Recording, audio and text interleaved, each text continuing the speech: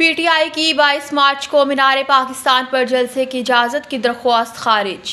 Lahore high court نے پاکستان تحریک انصاف کی 22 مارچ کو مینار پاکستان پر جلسے کی اجازت کی درخواست خارج کر دی۔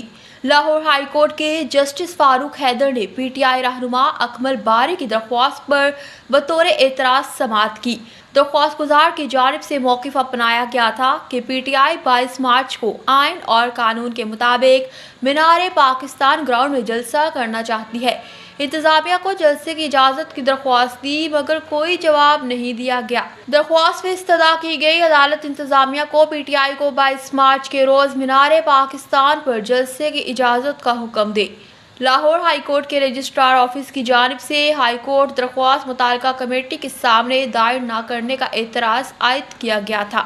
لاہور ہائی کورٹ نے رجسٹرار آفس کا اعتراض بحال رکھتے ہوئے درخواست خارج کر دی۔